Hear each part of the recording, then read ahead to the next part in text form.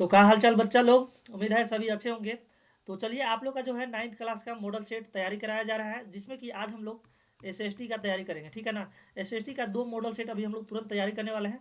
तो आप लोग बने रहिए वीडियो के अंत तक, और चलिए एक एक करके हम लोग सभी प्रश्न को जानते हैं, किस तरह के प्रश्न आप लोग के एग्जाम में पूछे जाएंगे। ठीक है बच्चा लोग, चलिए देखिए यहाँ पर पहला प्रश्न दिया गया है। थोड़ा सा हम हाईलाइटर ले लेते हैं, ठीक है ना, इससे स्पष्ट नहीं पहचान में आ पा रहा है। चलिए ये हाईलाइटर हम लोग का रहा, इसको हम लोग येलो कलर से कर लेते हैं, ठीक है। चलिए पहला प्रश्न है, फ्रांस की क्रांति का अग्रदूत किसे कहा जाता है। आप लोग जल्दी से कमेंट्स में आंसर अपना कमेंट्स कर सकते हैं। बाकी ऑप्शन देखिए यहाँ पर है नेपोलियन, रूसो, बी में है दिदरो और सी में है वाल्टेयर। तो आप लोग बताइए जल्दी से कौन सा आंसर हो जाएगा, ठीक है ना। बाकी राइट आंसर जो है बी वाला हो जाएगा, ठीक है, बी वाला ऑप्शन सही है। बाकी आगे नेक्स्ट प्रश्न देखिए, दूसरा नंबर दिया गया है, निम्न में से किन वस्तुओं पर अप्रत्यक्ष कर लगाया गया था। ए में है देखिए चावल और गेहूं, बी में है चाय और रेशम, और सी में है नमक तथा तंबाकू, और डी में इनमें से कोई नहीं। तो राइट आंसर कौन हो जाएगा, आप लोग कमेंट्स कीजिए जल्दी से, हम बता दें। यहाँ पर देखिए सी वाला ऑप्शन जो है नमक तथा तंबाकू। चलिए नेक्स्ट प्रश्न जो है तीसरा, लेनिन ने अपने अप्रैल थीसिस द्वारा जो मांग रखी थी, निम्न में से कौन सी मांग शामिल नहीं था इसमें से। जो लेनिन मांग रख लेता अप्रैल थीसिस के दौरान, तो उसमें जो है कौन मांग नहीं था इसमें शामिल, वो बता देना है आप लोग के।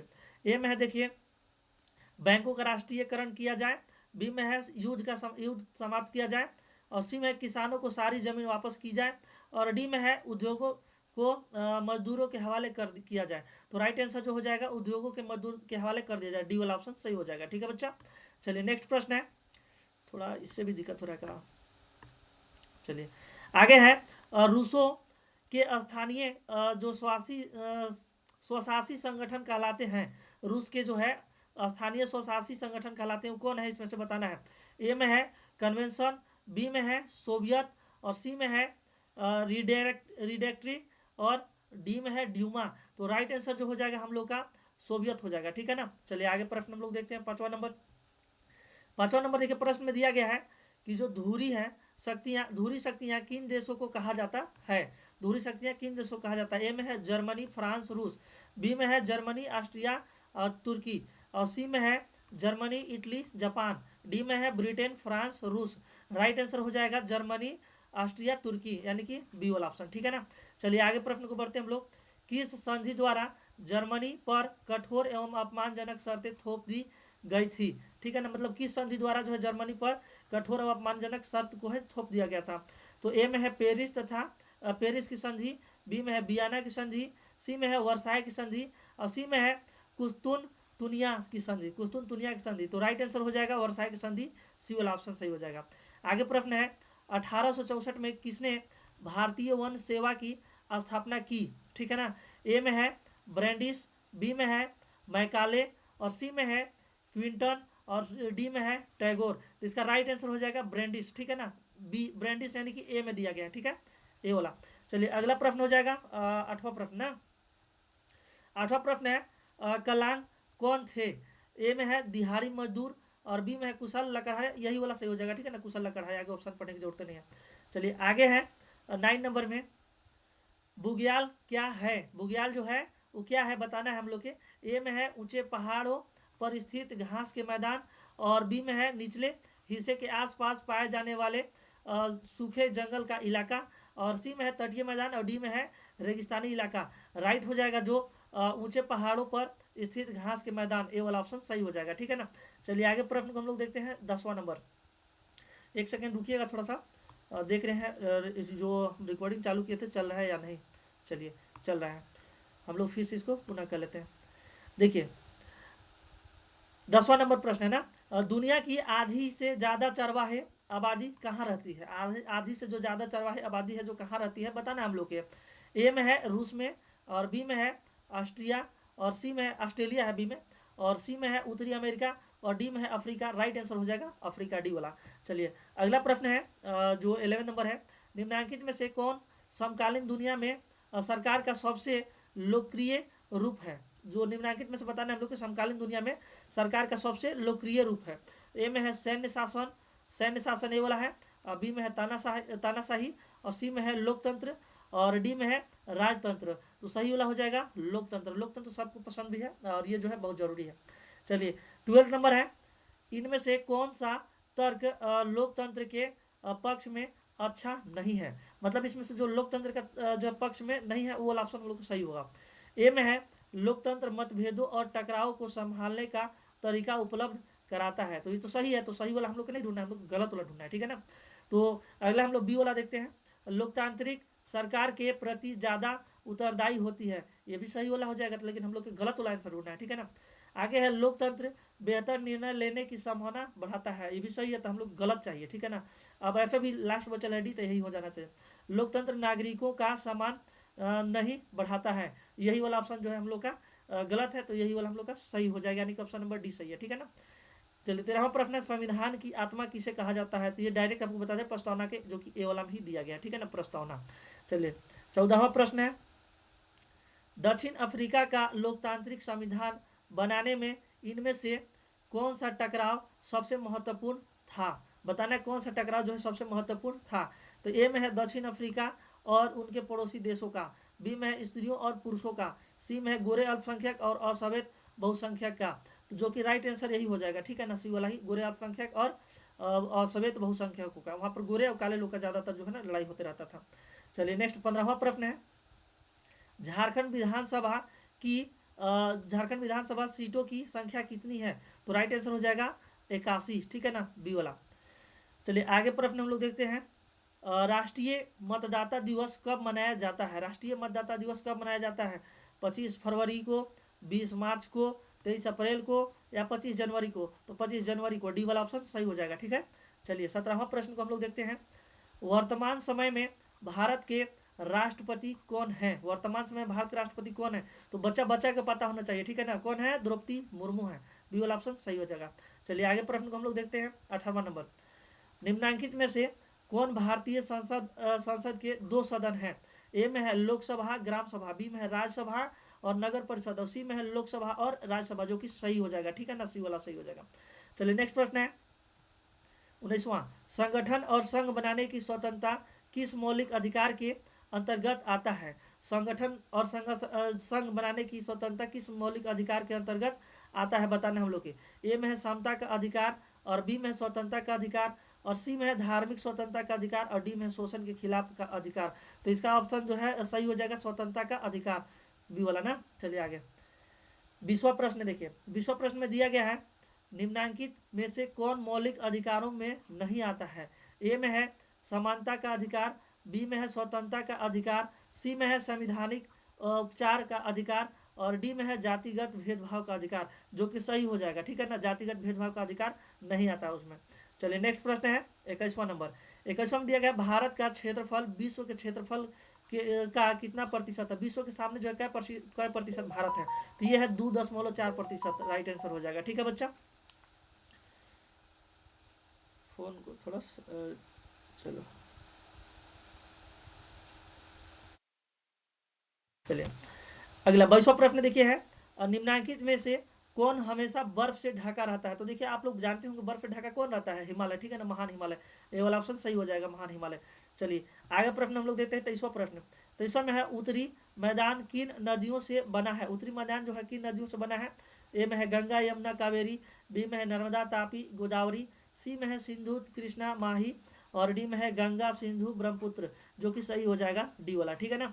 चलिए आगे देखते हैं हम लोग, प्रायद्वीपीय नदियां होती है, प्रायद्वीपीय नदियां होती है कैसी होती है वो हम लोग को बताना है, ए में है सदा जल प्रवाह जो सदा जल प्रवाह करते हैं, बी में ग्रीष्मकालीन जल प्रवाह जो गर्मी में बहवाते हैं, सी में है वर्षाकालीन जल प्रवाह और डी में है सदा शुष्क, तो राइट आंसर हो जाएगा वर्षाकालीन जल प्रवाह, जो वर्षा के दिन में जल बहाती है वो होती है प्रायद्वीपीय नदियां, ऑप्शन हम लोग का सी वाला जो है सही हो जाएगा। चलिए आगे प्रश्न हम लोग देखते हैं 25वां नंबर, निम्नलिखित में से कौन सी लवणीय जल वाली झील है, ठीक है ना, लवणीय जल वाली झील है, आप लोग अपना आंसर कमेंट्स कीजिए जल्दी से, बाकी ये सांभर हो जाएगा, ठीक है ना, ये वाला ऑप्शन सही हो जाएगा।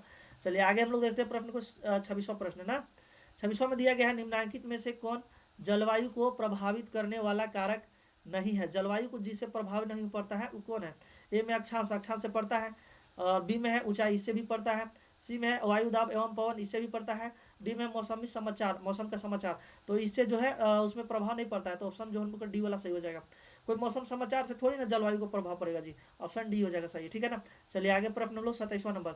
27 में दिया गया भारत में मानसून का आगमन कब होता है। भारत में जो है मानसून का आगमन कब होता है, तो मई में प्रारंभ में या फिर जून में प्रारंभ में, तो यही वाला ऑप्शन हम लोग हो जाएगा, जून में प्रारंभ में होता है, ठीक है ना।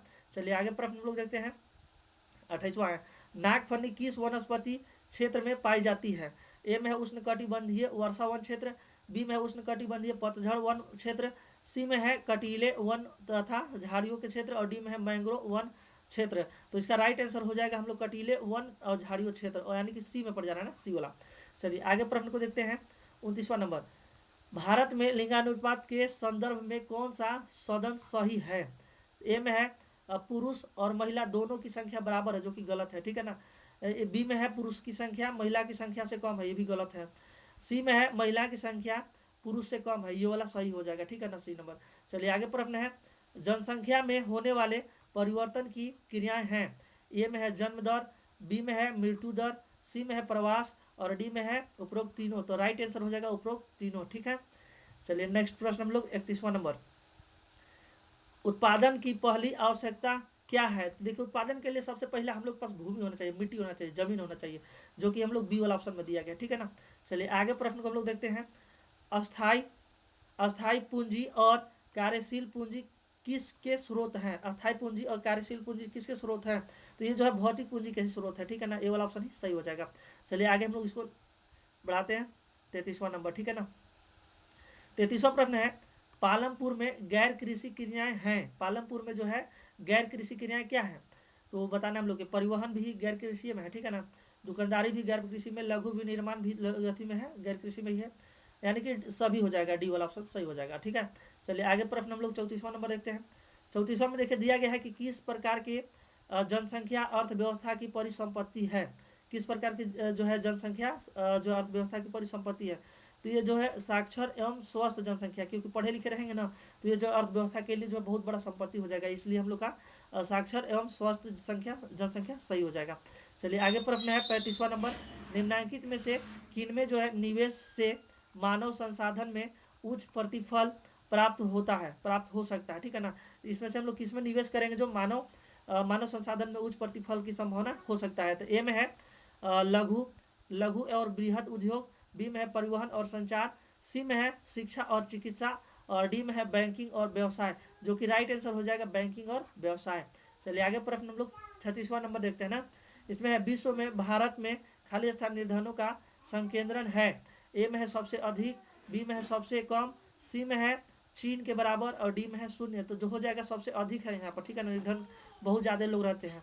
चलिए आगे 37वां नंबर देखिए। 37वां नंबर में दिया गया है, निर्धनता रेखा का निर्धारण करते समय इनमें से किस पर विचार नहीं किया जाता। निर्धनता रेखा जब हम लोग निर्धारित करते हैं ना, तो किस पर विचार नहीं किया जाता, यही पता करना हम लोग के।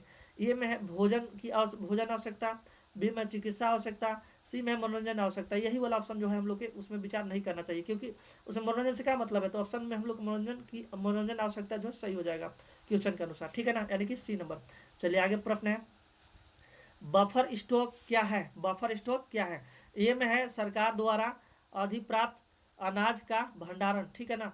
बी में है दुकानदारों द्वारा किया गया अनाज, मतलब दुकानदारों द्वारा किया गया अनाज, और इसके बाद दलाली द्वारा विक्रय किया गया अनाज। सी में है डी में है किसानों द्वारा जमा किया गया अनाज। तो सही हो जाएगा सरकार द्वारा अधिप्राप्त अनाज का भंडार, ए वाला सही हो जाएगा, ठीक है ना। चलिए नेक्स्ट 39 नंबर, खाद्य सुरक्षा का क्या अर्थ है।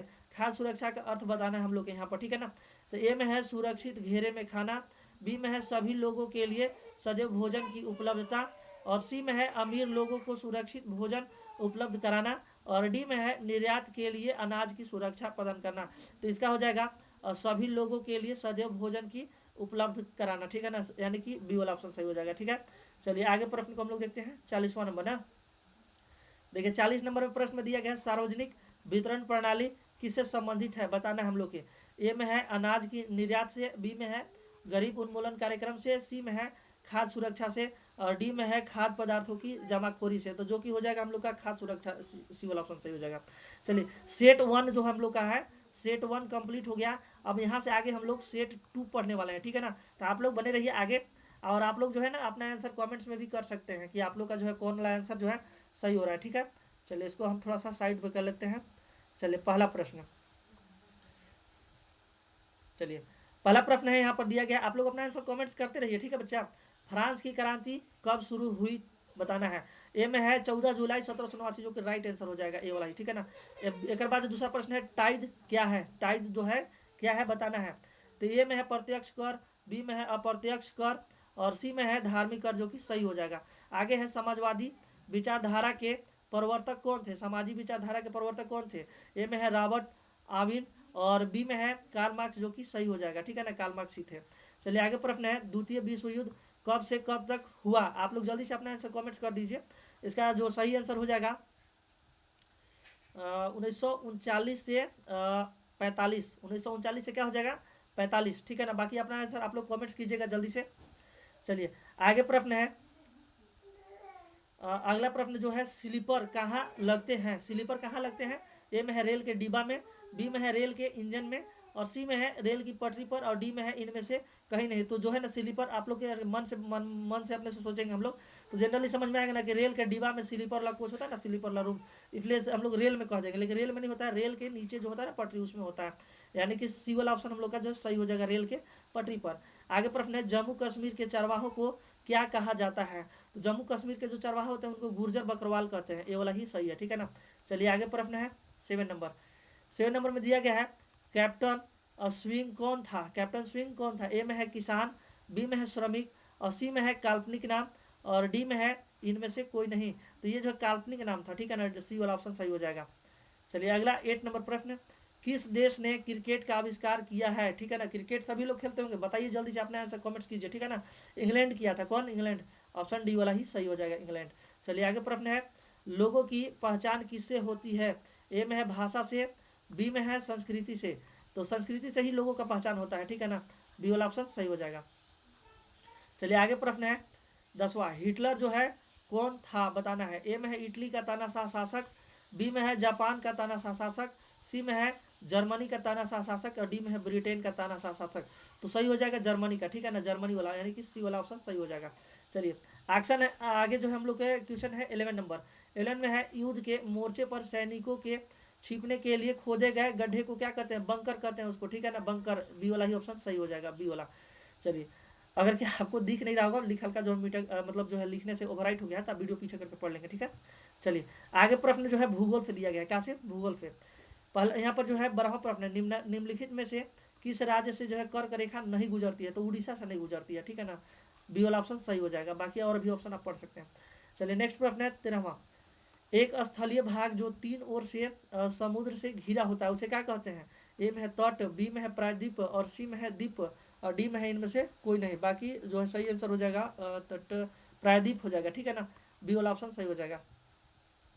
चलिए आगे प्रश्न है निम्नलिखित में से कौन सा वृक्ष की शाखाओं के समान अपवाह प्रतिरूप प्रणाली दर्शाता है, प्रणाली को दर्शाता है, ठीक है ना।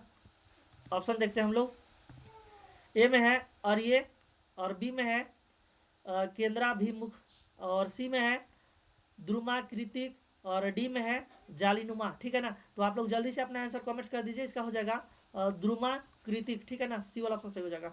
चलिए आगे प्रश्न है 28वां नंबर, 28वां नंबर में देखिए दिया गया है लोकसभा में अनुसूचित जातियों के लिए कितने सीट आरक्षित हैं। तो ए में है 79 मतलब 79, बी में है 25, और सी में है 41, और डी में है 40, ठीक है ना। तो आप लोग जल्दी से अपना आंसर जो इसको कमेंट्स कर दीजिए, बाकी इसका राइट आंसर हो जाएगा 41, ठीक है ना।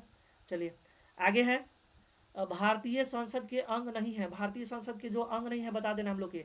ए में राष्ट्रपति, बी में है राज्यसभा, सी में है लोकसभा, और डी में है सर्वोच्च न्यायालय। राइट आंसर जो कि हो जाएगा सर्वोच्च न्यायालय, ठीक है ना। चलिए आगे प्रश्न को देखते हैं 30वां नंबर, भारतीय नागरिकों के अधिकार व स्वतंत्रता का रक्षक कौन है। भारतीय नागरिकों का अधिकार और स्वतंत्रता का रक्षक कौन है, ए में से बताना हम लोग के। ए में है कार्यपालिका, बी में है विधान पालिका, सी में है न्यायपालिका, और डी में है संयुक्त राष्ट्र संघ, जो कि राइट आंसर हो जाएगा न्यायपालिका, सी वाला ऑप्शन, ठीक है ना। चलिए अगला प्रश्न है राष्ट्रीय मानव अधिकार का कार्य नहीं है, राष्ट्रीय मानव अधिकार का क्या कार्य नहीं है। ए में है सम्मन जारी करना, बी में है किसी सरकारी दस्तावेज की जांच करना, सी में है आरोपी का सजा देना, जो कि राइट आंसर हो जाएगा सी वाला। आरोपी को सजा देना जो है ना उसका कर्तव्य नहीं है मानवाधिकार का। चलिए अगला जो हम लोग का प्रश्न है वो जो है सेक्शन जो है अर्थशास्त्र से पूछा गया, सेक्शन 4 है अर्थशास्त्र से। पालमपुर का मुख्य सिंचाई का स्रोत क्या था बताना हम लोग के, तो नलकूप था, ठीक है ना। कहाँ पर है ढूंढिए, डी में है, देखिए यहाँ पर नलकूप हो जाएगा, ठीक है ना, डी वाला। चलिए आगे हम लोग प्रश्न को पढ़ते हैं।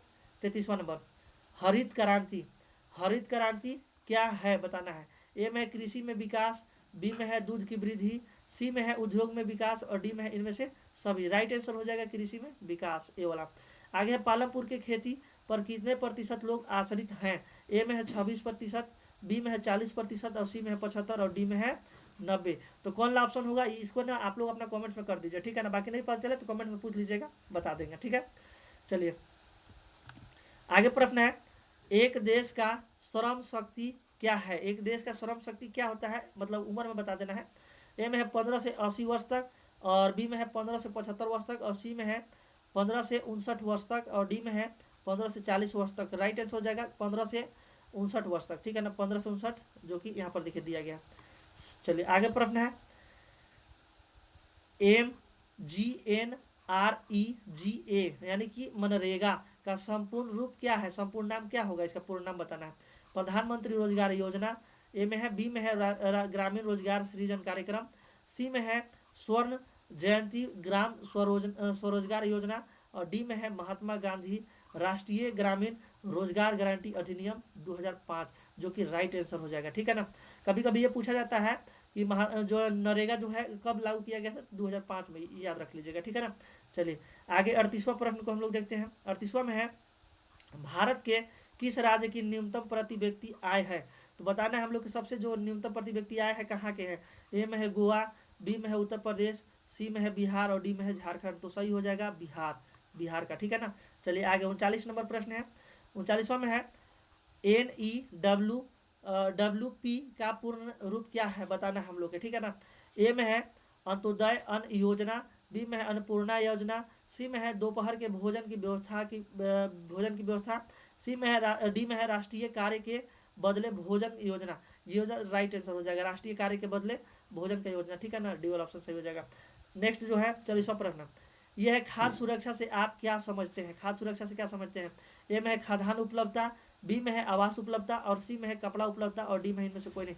राइट आंसर हो जाएगा खाना से बना है, ठीक है ना। तो खाद्य उपलब्धता जो है सही हो जाएगा ये वाला, ठीक है ना। बाकी आप लोग बच्चों जो है अभी आप लोग के 2 सेट जारी कराए 2 सेट आप लोग को बता दिया गया सामाजिक विज्ञान के।